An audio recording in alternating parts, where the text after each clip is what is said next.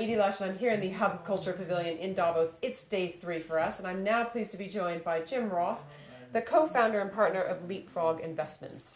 Now, the tagline on your website that I've just been looking at is "You're investing for the next billion." What does that mean? Well, essentially what we do is we provide quality, we back businesses that provide quality, relevant and affordable financial services, particularly insurance for low-income people in Africa and Asia. And we're structured as a private equity firm, so we look to make private equity style returns for our investors, but at the same time we want all of our investments to have a positive social impact. By investing in insurance businesses that provide good quality insurance products, they have a very positive impact on the people who buy them.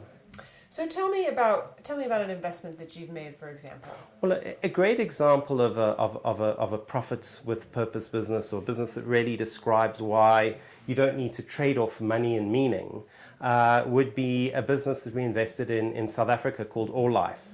And All Life is a business that provides insurance to people who are HIV positive. And essentially what they worked out, this particular business, was that if you take your antiretrovirals, you can live a long time.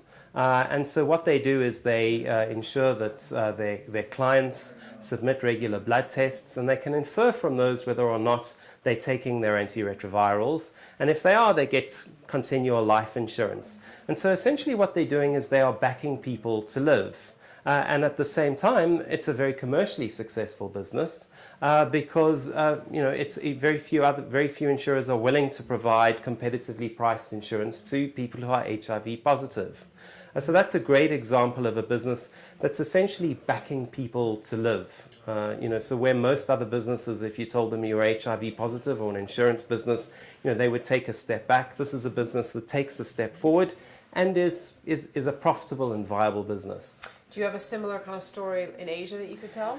Yes, in Asia, another great business that we invested in is a business called Shriram. And Shriram is an extraordinary business. It was founded in 1974, and it's a business that provides financial services to low-income people. 98% of their clients have had a financial service for the first time. This is the first financial product that they've got, whether it's credit or insurance. And they're an enormous business. They have a market cap of over $10 billion. And I think they're a great example of how there are lots of businesses out there that are having a significant social impact, and at the same time are extremely profitable and commercially viable. How do you compare with other private equity firms in terms of your return on investment to your investors? We look to make top-tier private equity returns, and that's a very important part of our philosophy. And so while foundations do tremendously important work, and they do work that the private sector simply couldn't do. If you had to take all of the foundations and aggregate all of their money and divide that up by the world's population, everybody would have a few dollars for a few days, and that would be the end of it. And the aim behind LeapFrog is really to try and open up the gates of the capital markets.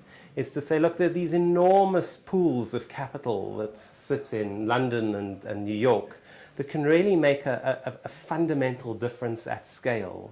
And the way that we access those pools of capital is by finding businesses that have a positive social impact, and at the same time can produce the kinds of returns that the owners of that capital look for. And that's the central part of LeapFrog and what we do. So I'm interested, what's the sort of the pipeline of possible investments like? Is it easy to find or difficult? It isn't particularly difficult. There are more businesses than one thinks that want to do well by their stakeholders, that treat their supply chain well, that treat their customers well, that very consciously don't want to rip people off and focus a lot on governance issues. So I think it's there's something of a myth that it's a little bit of the Wild West out there. We are really coming across a lot of businesses that say, look, we want to be here for the long term. We want to do right. We want to be the good guys, and we're there to back them. Thank you so much for stopping in. Absolutely fascinating conversation. Thank you Thanks very much. And I'm Edie Lush at the Hub Culture Pavilion.